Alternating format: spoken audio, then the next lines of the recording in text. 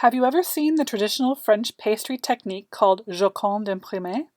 I saw this cake inlay technique a few years ago, so this year, for my musician extraordinaire friend, I wrote out the melody for Happy Birthday around the edge of a chocolate mousse cake as my very first attempt at an advanced French pastry technique. The birthday girl loved it and even sang all along the way around the cake.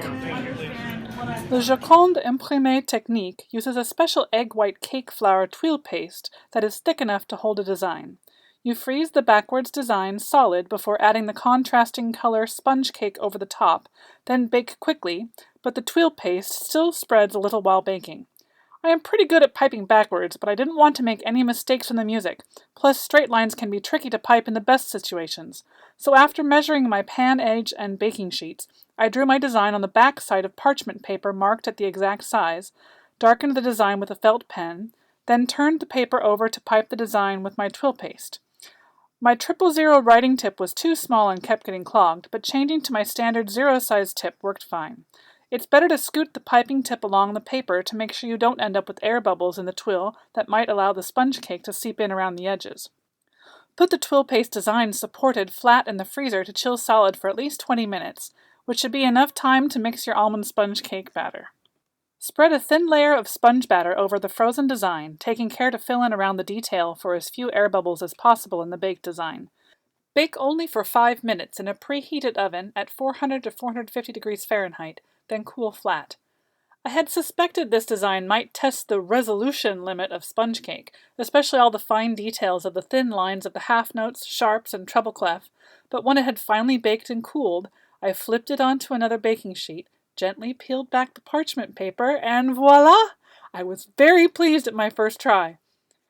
I had enough tuile paste and almond sponge batter left over to cover the bottom of my springform pan with a thin layer, so I used it as a crust bottom layer for the cake, adding an even thinner layer of the leftover sponge before baking them together.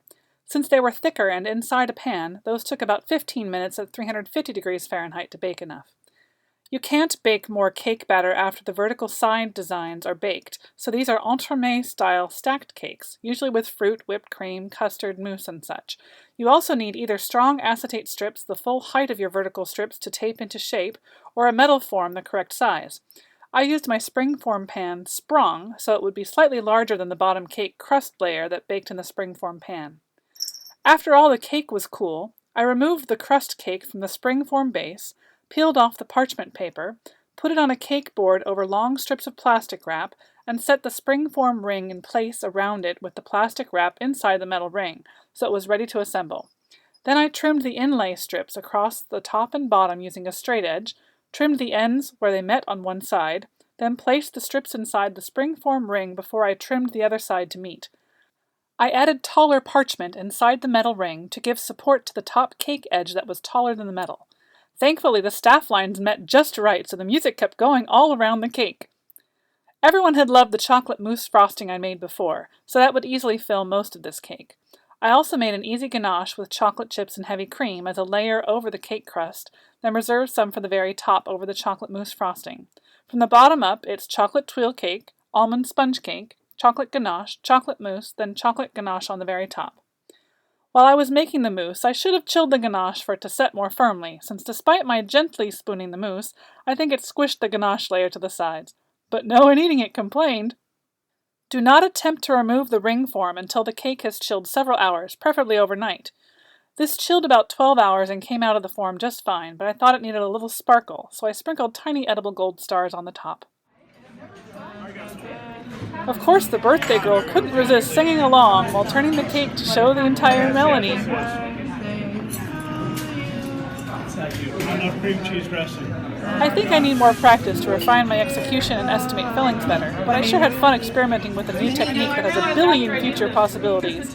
More details and the full recipes are on BritaBoulevard.com. Thank you for watching!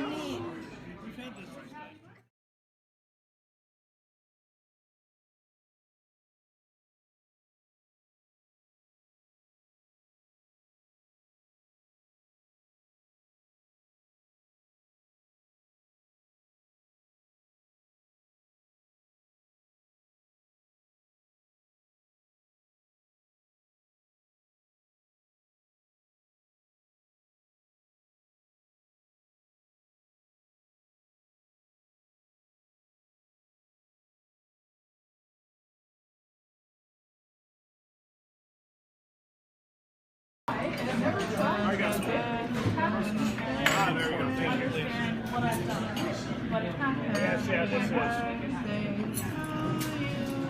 Enough cream cheese dressing. Oh my gosh.